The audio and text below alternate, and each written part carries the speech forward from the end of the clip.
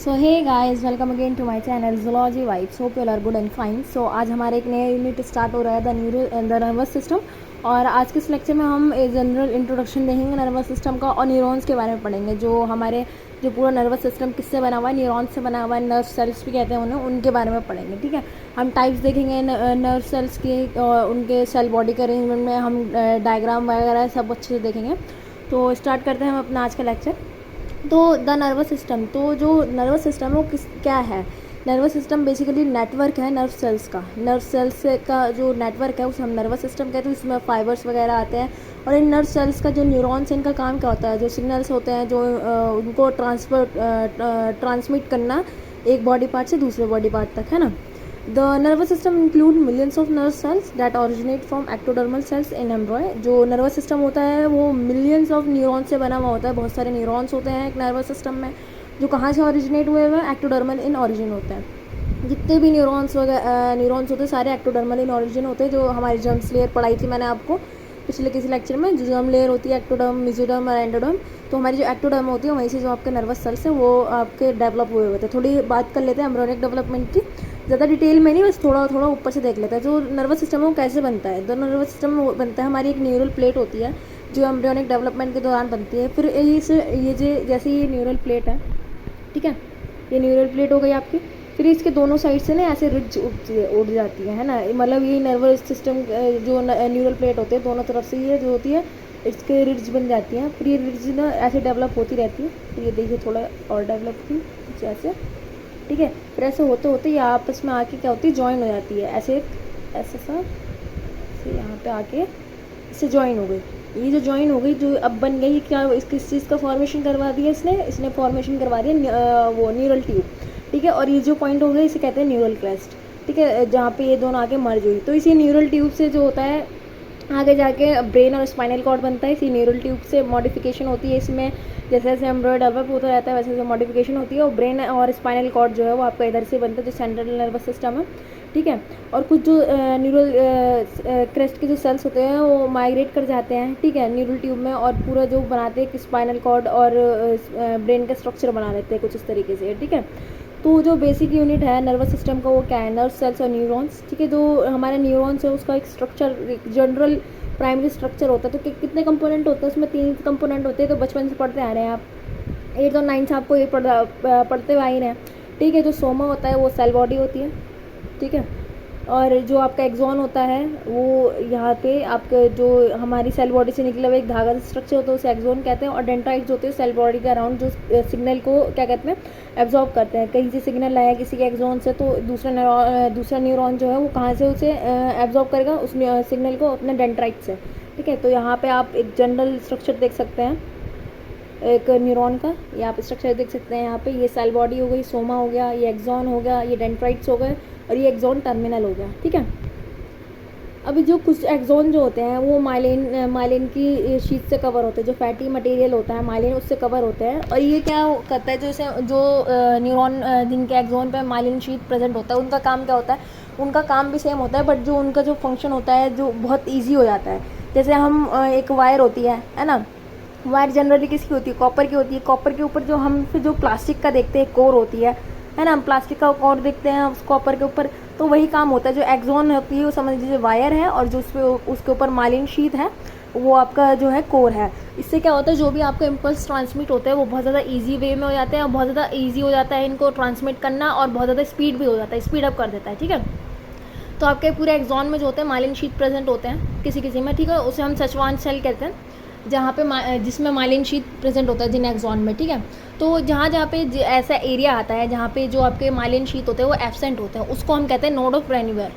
उसको क्या कहते हैं, नोड ऑफ रेनवर। जहाँ पे आपके माइलिन शीट एब्सेंट होती है जिस पॉइंट पे, तो वहाँ से हम कहते हैं, उसे हम कहते हैं नोड ऑफ रेनवर, ठीक है। तो यहाँ पे आप स्ट्रक्चर देख सकते हैं, देखिए ये पूरा माइलिन शीट है ना, ये कवर है। तो ये हो गया सेचुआन सेल, ठीक है। अब इसके आगे बीच में देखिए, इन दोनों सेचुआन सेल के बीच में आपके यहाँ पे कोई माइलिन शीट नहीं दिख रहा है ना, कोई माइलिन से कवर नहीं दिख रहा है, सीधा आपको पतली सी वायर सी जैसी दिख रही है ना। तो ये हो गया आपका क्या, नोड ऑफ रेनवर, जहाँ पे माइलिन शीट का जो वो है वो एब्सेंट है, ठीक है। The axon terminal does not actually make contact with other. जो हमारा एक्सॉन होता है, एक्सॉन टर्मिनल होता है, वो दूसरे एक्सॉन से क्या होता है, डायरेक्टली कॉन्टैक्ट नहीं करता। दो तरीके से करता है, या तो इलेक्ट्रिकल साइनेप्स बनाता है या केमिकल साइनेप्स बनाता है। बेसिकली जो एक एक्सॉन टर्मिनल हो गया, उसके बाद क्या होगा, ऐसे लाइन में लगे हुए होते हैं। जैसे ये आपका एक एक्सॉन टर्मिनल है, तो यहाँ पे एक डेंड्राइट्स होगा दूसरे न्यूरॉन्स का, फिर सिमिलरली इसका एक्सॉन टर्मिनल होगा, फिर इसका दूसरा न्यूरॉन का डेंड्राइट्स होगा, है ना। तो ऐसे बनाते हैं। तो इन दोनों गैप के बीच को हम क्या कहते हैं, ये जो एक्सॉन टर्मिनल और डेंड्राइट्स के बीच का गैप हो गया, इसको क्या कहते हैं, इसको हम कहते हैं साइनेप्सिस। ठीक है, साइनेप्सिस जो होते हैं वो दो तरीके के होते हैं, एक केमिकल साइनेप्सिस, एक इलेक्ट्रिकल साइनेप्सिस। जो केमिकल साइनेप्सिस होता है वो न्यूरोट्रांसमीटर को जो होता है रिलीज़ करता है। ठीक है, एक्सॉन टर्मिनल से वो जो न्यूरोट्रांसमीटर होते हैं उनको रिलीज़ करता है, मतलब कुछ केमिकल रिलीज़ करता है जो आगे जाके दूसरे जो न्यूरॉन होते हैं उनको कैच कर लेते हैं उस न्यूरोट्रांसमीटर से। उस न्यूरोट्रांसमीटर को कैच कर लेते हैं, जिससे जो इम्पल्सेस है, जो सिग्नल है, वो आगे जाता रहता है। ठीक है, केमिकल्स के थ्रू। और जो हमारे इलेक्ट्रिकल साइनेप्स होते हैं, तो इनमें जो एक्सॉन टर्मिनल होता है और जो गैप जंक्शन के थ्रू जो होता है जॉइंट होता है, मतलब ये एक्सॉन टर्मिनल है और जो दूसरा सेल होता है डेंड्राइट जो दूसरा हुआ, वो उसके बीच में गैप जंक्शन होता है। यहाँ से क्या होता है, जो आयंस वगैरह होते हैं वो ट्रांसमिट होते हैं, आयनिक करंट जो होता है वो पास होता है, जिसकी वजह से पोटेंशियल जनरेट होता है, पोटेंशियल जनरेट होता है तो एक्शंस होते हैं। ठीक है, इसकी वजह से तो ये इलेक्ट्रिकल साइनेप्सिस में क्या होता है, आयनिक का मूवमेंट होता है, और केमिकल साइनेप्सिस में होता है आपका न्यूरोट्रांसमीटर का मूवमेंट। ठीक है, the neurons can be classified according to the placement of the cell body in relation to its process. The primary classification is based on the number of branches that originate from the cell body. जो neuron होता है आपका वो classified होता है placements में, मतलब कितने नंबर ऑफ डेंड्राइट्स प्रेजेंट है, इन सबके जो प्राइमरी होता है कितने ब्रांचेस प्रेजेंट है उसके उस बेसिस पे होता है। तो सबसे पहले आता है आपका मल्टीपोलर न्यूरॉन्स, फिर होता है बाइपोलर न्यूरॉन्स, और दूसरा होता है यूनिपोलर न्यूरॉन्स। जो मल्टीपोलर न्यूरॉन्स होते हैं ये कॉमन स्ट्रक्चर है और रिसेंबल करते हैं न्यूरॉन्स मोस्ट क्लोजली। ठीक है, ज़्यादातर ये बहुत कॉमन है और पूरे बॉडी में सबसे ज़्यादा यही देखे जाते हैं। ठीक है, the many dendrites in this neurons allow for integration information from many other neurons. The axon are usually long, thus taking information to distinct parts of the neuron. ठीक है, इसका एक्सॉन जो होता है मल्टीपोलर न्यूरॉन का बहुत लंबा होता है और इसके पास मल्टीपल डेंड्राइट्स होते हैं, बहुत सारे आर्म्स ब्रांचेस होते हैं, जिसकी वजह से क्या होता है बहुत सारे एरिया से जो है वो आपका जो नर्व इम्पल्सेस है उसको कैरी कर सकता है, जो इन्फॉर्मेशन आ रही है उसको कैरी कर सकता है, क्योंकि इसके हाथ बहुत लंबे, आप ऐसे हाथ समझ लीजिए जैसे बहुत सारे डेंड्राइट्स प्रेजेंट हैं इधर फैले हुए, तो कहीं से भी 3-4 जगह से जो इन्फॉर्मेशन आ रही है तो ये जो मल्टीपोलर न्यूरॉन्स ये कैरी कर लेगा अपने पास ही, है ना। तो अब बात करते हैं बाइपोलर न्यूरॉन्स की। Bipolar neurons have dendrites and axon emerging from opposite side of the cell body. These are found in sensory organs like eyes and nose. Their dendrites receive signal from sense organ, carry them to the cell body, and from the via axon take the signal to the brain or spinal cord. जो आपके bipolar neurons होते हैं इसके पास क्या होता है, dendrites और axon होते हैं जो अपोजिट साइड से निकल रहे होते हैं, मतलब 2 डेंड्राइट्स 2 एक्सॉन होते हैं, आप ऐसे समझ सकते हैं। यहाँ पे आप डायग्राम अभी मैं दिखा दूंगी आपको सबका। ठीक है, तो उनका और बेसिकली कहाँ पे पाए जाते हैं, आपके जो सेंसरी ऑर्गन है जैसे आइज वगैरह में पाए जाते हैं आपको जो आपके बाइपोलर न्यूरॉन्स हैं। अब बात करते हैं यूनिपोलर न्यूरॉन्स की। जो यूनिपोलर न्यूरॉन्स होते हैं ये सेंस करते हैं टच, पेन वगैरह, इन सबको करते हैं। This is single branch which splits close to the cell body into a single axon and many dendrites. इसका जो एक होता है एक सिंगल एक्सॉन हो गया और बहुत सारे डेंड्राइट्स होते हैं, जो एक्सॉन के टर्मिनल से ही बहुत सारे डेंड्राइट्स जो वो इमर्ज हो रहे होते हैं। ठीक है, the axon is usually long and ends in the spinal cord and the dendrites go to the skin, joints and muscle. जो एक्सॉन होता है वो लंबा होता है और स्पाइनल कॉर्ड में आके एंड हो रहा होता है, और जो आपके डेंड्राइट्स होते हैं वो जा रहे होते हैं आपके स्किन में, मसल्स वगैरह में। तो यहाँ पे आप ये यूनिपोलर का डायग्राम देख सकते हैं कैसे आके अरेंज है स्पाइनल कॉर्ड से। ठीक है, और इसके बाद ये जो आप डायग्राम देख रहे हैं ये आपके मल्टीपोलर का है और ये आपके बाइपोलर न्यूरॉन्स का है। सिमिलरली मैंने ऊपर आपको स्ट्रक्चर नहीं दिखाया था, ये आपका इलेक्ट्रिकल साइनेप्सिस और ये केमिकल साइनेप्सिस कुछ ऐसा होता है। यहाँ पे आप देख रहे हैं इलेक्ट्रिकल साइनेप्सिस में क्या है, आपका गैप जंक्शन है जहाँ से आयनिक करंट का जो होता है ट्रांसपोर्टेशन हो रहा है, जिससे जो सिग्नल्स है इम्पल्सेस है जो इधर से उधर जा रहे हैं। और आप केमिकल साइनेप्सिस पे देख सकते हैं जो न्यूरो ट्रांसमीटर है वो इधर से उधर जा रहे हैं, जिसकी वजह से जो साइनेप्सिस है जो भी इंफॉर्मेशन है वो इधर से उधर जा रही है। जो हमने ऊपर न्यूरॉन की क्लासिफिकेशन पढ़ी वो किसके बेसिस में पढ़ी, वो जो उसका सोमा है जो सेल बॉडी है उसके प्लेसमेंट के बेसिस में पढ़ी। बट हम जो दूसरी क्लासिफिकेशन देख रहे हैं, जो दूसरा टाइप देख रहे हैं न्यूरॉन्स का, वो किसके बेसिस में देख रहे हैं, फंक्शन के बेसिस में। तो फंक्शनल के बेसिस में जो हमारे न्यूरॉन है वो अगेन 3 टाइप्स के होते हैं, सेंसरी न्यूरॉन, इंटर न्यूरॉन्स और मोटर न्यूरॉन्स। सेंसरी न्यूरॉन्स क्या होते हैं, जो ऐसे न्यूरॉन्स जो सेंस करते हैं चीज़ों को, है ना, जो किसी भी टच से, किसी भी हीट कोल्ड, इसको सेंस करके हमें रिकॉग्नाइज करवाते हैं कि ये गर्म है, ये ठंडा है। तो सेंसरी न्यूरॉन्स का काम क्या होता है, बेसिकली सेंस करना। और जो सेंसरी न्यूरॉन्स होते हैं तो इसके जो न्यूरॉन्स होते हैं वो यूनिपोलर टाइप होते हैं या फिर सूडो यूनिपोलर होते हैं, जो आपके सेंसरी न्यूरॉन्स होते हैं। और सेंसरी न्यूरॉन किसके थ्रू स्टिमुलेट होते हैं, जो भी एक्सटर्नल और इंटरनल जो भी चेंजेस होते हैं एनवायरनमेंट में, उसके रिगार्ड्स जो सिग्नल्स आते हैं वो सेंसरी न्यूरॉन्स से आते हैं। नेक्स्ट जो हम बात करते हैं इंटर न्यूरॉन्स की बात करते हैं। जो इंटर न्यूरॉन्स होते हैं ये आप समझ सकते हैं इंटरमीडिएट है, बीच में रहते हैं ये सेंसरी न्यूरॉन और मोटर न्यूरॉन के। ये आपको जब मैं स्पाइनल कॉर्ड पढ़ाऊंगी उसमें मैं आपको क्लियर डायग्राम में दिखाऊंगी इसका इंटर न्यूरॉन्स का। तो इंटर न्यूरॉन्स क्या करते हैं, जो सिग्नल्स होते हैं वो सेंसरी न्यूरॉन से टेक करते हैं और उसे ट्रांसफ़र करते हैं कहाँ पे, मोटर न्यूरॉन की तरफ।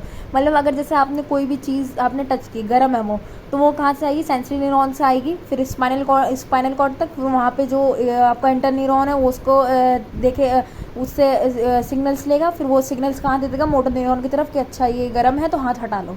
ये आपका क्या काम होता है, ये इंटर न्यूरॉन्स का काम होता है। नेक्स्ट बात करते हैं हम मोटर न्यूरॉन्स की। तो मोटर न्यूरॉन्स होते हैं ये बहुत कॉमन है और ये मल्टीपोलर उसमें पाए जाते हैं। मल्टीपोलर न्यूरॉन होते हैं, उनका काम क्या होता है कि जितने भी रिस्पॉन्ड करना किसी भी एक्शन के, किसी भी स्टिमुलाई के रिगार्ड्स रिस्पॉन्ड करना, किसी भी चीज़ के लिए रिस्पॉन्ड करना, ये मोटर न्यूरॉन का काम होता है और ये मल्टीपोलर पाया जाता है। तो हमने अभी ऊपर पढ़ा है, जो हमें ये पता चल गया है जो हमारा नर्वस सिस्टम है उसका बेसिक कंपोनेंट होता है न्यूरॉन या नर्व सेल, ठीक है। तो ये जो नर्व सेल है इसके अराउंड जो टिश्यूज़ प्रेजेंट होते हैं उसे हम न्यूरोगिलिया कहते हैं। ये जो इसका बेसिकली इसका ग्रीक में मतलब होता है नर्व ग्लू। नर्व ग्लू हो गया तो इससे तो आप इससे समझ ही गए होंगे इसका काम क्या होता है। इसका काम होता है जो हमारे नर्व सेल है, जो न्यूरॉन्स हैं, उनको सपोर्ट और प्रोटेक्शन प्रोवाइड करवाना, ठीक है। ये जो हमारे जो न्यूरॉन्स होते हैं उनके एलिमेंट्स के आसपास स्प्रेड होते हैं, जो हमारे न्यूरोगिलिया होते हैं, ये टिश्यूज़ होते हैं जो उसके आसपास स्प्रेड होते हैं। उनका काम होता है सपोर्ट और प्रोटेक्शन प्रोवाइड करवाना। ना ही ये सिग्नल को कंडक्ट कर सकते हैं और ना ये न्यूरोट्रांसमीटर को रिलीज़ करते हैं। तो इनका बस यही काम है सपोर्ट और प्रोटेक्शन को प्रोवाइड करवाना, ठीक है। तो अभी तक हमने जो देखा कि हमने टाइप्स देख लिए, कितने टाइप्स के न्यूरॉन होते हैं। अब हम बात करते हैं ग्लियल सेल्स। ये जो ग्लियल सेल्स होते हैं इनका क्या काम होता है, जो ग्लियल सेल्स होते हैं ये न्यूरोगिलिया की तरह ही होते हैं। ये सपोर्ट करते हैं, जो न्यूरॉन्स होते हैं उनको सपोर्ट करते हैं, इंज्यूरी से सपोर्ट करते हैं, स्पीड अप करने का काम करते हैं, बहुत सारा काम होता है जो ये ग्लियल सेल होते हैं, प्रोटेक्शन वगैरह इन सब का काम होता है। तो जो हमारे जो 3 टाइप के जो है ग्लियल सेल देखने को मिलते हैं, मैक्रोगिलिया, माइक्रोगिलिया एंड एपिडाइमल गिलिया, ठीक है। ये जो है जो मैक्रोगिलिया ये एक्टोडर्मल इन ऑरिजिन होता है और जो मैक्रोगिलिया है इसके अंदर 3 ग्लियल सेल जो होते हैं इंक्लूड होते हैं, सेचवान सेल्स और ओलिगोडेंड्रोसाइट सेल्स और एस्ट्रोसाइट सेल। ये 3 जो है मैक्रोगिलिया के सेल्स हैं। बाकी एक माइक्रोगिलिया जो मेसोडर्मल इन ऑरिजिन है और एक एपिडाइमल गिलिया है, ठीक है। तो पहले बात करते हैं मैक्रोगिलियल सेल्स की, ठीक है। The macroglial cells found in the central nervous system are called the oligodendrites and the peripheral nervous system is called the Schwann cells. ऐसे मैक्रोगिलियल सेल जो सीएनएस में, जो सेंट्रल नर्वस सिस्टम में पाए जाते हैं उसे हम ओलिगोडेंड्राइट्स डेंटोसाइट्स कहते हैं। और जो पीएनएस जो पेरिफेरल नर्वस सिस्टम में पाए जाते हैं उसे हम सेचवान सेल कहते हैं, ठीक है। इन दोनों जो सेचवान सेल और ओलिगोडेंड्राइट सेल है इन दोनों का काम सेम ही होता है। क्या करते हैं, जो माइलिन शीट है उसको बनाते हैं और एक्सॉन के जो इनका जो एक्सॉन होता है उसका अराउंड जो है उसको वॉर्प करते हैं, जो माइलिन है उनको बना के अपने एक्सॉन के अराउंड बनाते हैं। मैंने आपको ये बता ही दिया था, जो आपका माइलिन शीट होता है इससे क्या होता है कि जो आपके जो कंडक्शन है वो बहुत ज़्यादा ईजी हो जाता है, स्पीड अप हो जाता है। किसी भी चीज़ का कंडक्शन होना, इम्पल्स का कंडक्शन होना, ट्रांसमिट होना इस बहुत ज़्यादा ईजी हो जाता है। और ये जो माइलिन होते हैं ये किस चीज़ से बना हुआ होता है, ये एक फैट्स और प्रोटीन से बना हुआ होता है, ठीक है। ये एक्सोन्स में प्रेजेंट होता है, ठीक है। और ये जो आपको साइक्लोस्टोम है इन लोग में नहीं देखने को मिलता है। ये आपको जो हायर वर्टिब्रेट्स होते हैं उनमें देखने को मिलता है, ना कि आपको साइक्लोस्टोम वगैरह जो आप देखेंगे इन सब में आपको देखने को नहीं मिलता। तो ये ओलिगोडेंड्राइट सेल और जो सेचवान सेल है इन दोनों का काम सेम ही होता है। दोनों अपना माइलिन शीट का प्रोडक्शन करते हैं। और एक जो माइलिन शीट है आप एक इंसुलेटिंग मटेरियल सोच सकते हैं, जैसे मैंने आपको अभी आगे भी बताया था कि एक वायर होती है उसका अराउंड जैसे कोर होता है ना, इंसुलेटिंग का काम करता है, स्पीड अप करता है और इधर उधर जो इलेक्ट्रॉन्स होते हैं उनको इधर उधर जाने से प्रिवेंट करता है। सिमिलरली जो ये होता है माइलिन शीट उनको प्रिवेंट करता है इन्फॉर्मेशन जो भी आपका न्यूरोट्रांसमीटर जो भी है उसको इधर उधर जाने में, ठीक है। तो स्पीड अप भी करता है, ठीक है। तो another kind of microglial cell is the astrocytes. जो दूसरा काइंड ऑफ माइक्रोग्लियल सेल होता है उसे एस्ट्रोसाइट्स कहते हैं, जो लार्जेस्ट होता है और अबंडेंट होता है। They make contact with other nervous tissues and maintain a normal tissue physiology. ये जो होता है दूसरे नर्व टिश्यू से कॉन्टैक्ट करता है और जो टिश्यूज़ की नर्व टिश्यू की जो फिजियोलॉजी है, जो उनका स्ट्रक्चर है, उसको मेंटेन करके रखता है। ठीक है।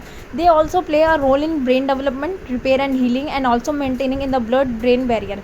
ये जो होता है ब्रेन डेवलपमेंट में भी हेल्प करता है, और जो रिपेयर होता है जितने भी जैसे डैमेज हो गया, कहीं पे चोट लग गई ब्रेन वगैरह में, तो उसको भी हील करने का काम जो होता है एस्ट्रोसाइट्स का होता है। और ये जो ब्लड ब्रेन बैरियर होता है, इसको भी मेंटेन करने का काम जो होता है आपका एस्ट्रोसाइट्स का वो होता है, काम होता है, इनका फंक्शन है। तो यहाँ पे आप डायग्राम देख सकते हैं, ये आपका ओलिगोडेंड्राइट है, ये आपका सेचुआन सेल है, और ये आपका एस्ट्रोसाइट सेल है, एस्ट्रोसाइट गिलियल सेल है। ये तीनों जो होता है माइक्रोगिलियल सेल्स के पार्ट है। ठीक है। अब नेक्स्ट जो बात करते हैं हम एपिडाइमल सेल्स की बात करते हैं। ये जो सेल होते हैं that lines the cavity of brain and spinal cord and are involve in the production of neurospinal fluid and cerebrospinal fluid. ये जो होते हैं कॉर्नर में प्रेजेंट होते हैं, जो आपके कैविटीज़ होते हैं, जो खाली एरिया होता है आपके ब्रेन का और स्पाइनल कॉर्ड का, तो उनके अराउंड प्रेजेंट होते हैं, उसकी लाइनिंग में प्रेजेंट होते हैं। उनका काम क्या होता है, न्यूरोस्पाइनल और सेरिब्रोस्पाइनल फ्लूइड को प्रोड्यूस करना, उसको बनाना। ठीक है।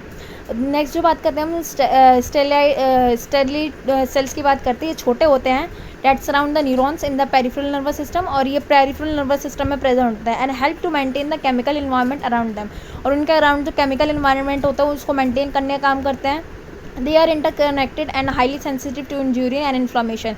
जो सूजन आ जाती है, जो स्वेलिंग आ जाती है उसके लिए, और जो हाईली सेंसिटिव होते हैं, जो इंजरी वगैरह हो गई उसके लिए, और जो स्वेलिंग आती है उसके लिए हाईली सेंसिटिव होते हैं। बहुत अच्छा वो करते हैं नर्व सेल में, उसे रिपेयर करने में बहुत ज़्यादा हाईली सेंसिटिव होते हैं और रिपेयर करने में बहुत ज़्यादा हेल्प करते हैं, जो आपके स्टेरलाइट सेल होते हैं। यहाँ पर आप इसका डायग्राम देख सकते हैं, ये एपिडाइनमल का गिलिया का डायग्राम है, ये स्टेरलाइट का डायग्राम है। नेक्स्ट जो हम बात करते हैं last, microglial cells are the specialised population of macrophage that are found in the central nervous system. ये सेंट्रल नर्वस सिस्टम में पाए जाते हैं। मैक्रोफेज जो आपके जो बैक्टीरिया इन सबको इनगल्फ कर लेते हैं, वो सब इसी में इंक्लूड होते हैं माइक्रोग्लियल सेल्स के। They remove damage neurons and infection and are important in maintaining the health of central nervous system.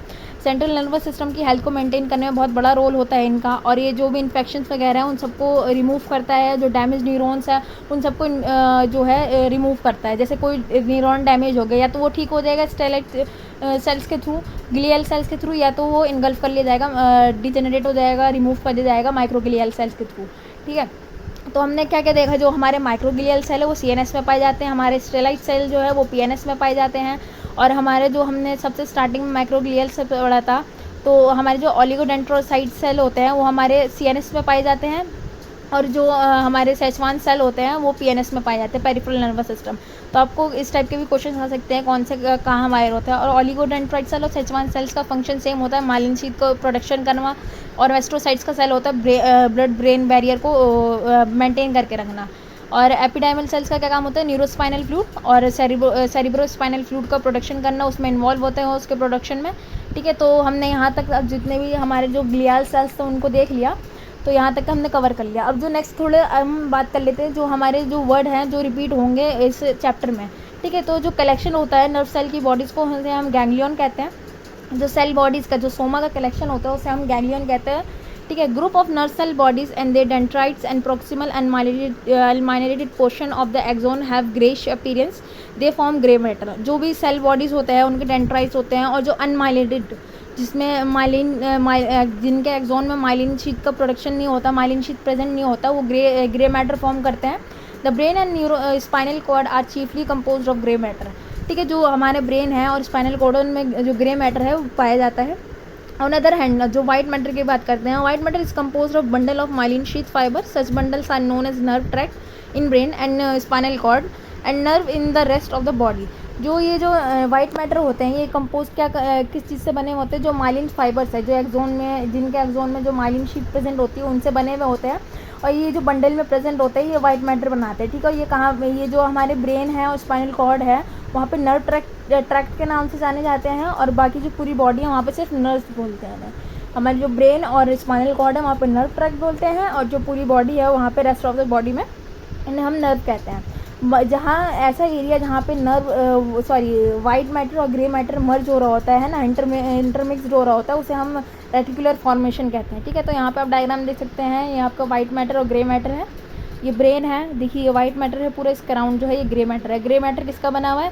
Cell body और जो अनमाइलिनेटेड एक्सॉन है उन सब का बना हुआ है, और वाइट मैटर किसका बना हुआ है? माइलिन शीथ एक्सॉन का बना हुआ है। ठीक है, तो आज के लेक्चर मेरे यहीं पे ख़त्म होता है। होपफुली आपको वीडियो पसंद आई होगी। वीडियो पसंद आई तो लाइक शेयर सब्सक्राइब करना बिल्कुल भी ना भूलें। Thank you.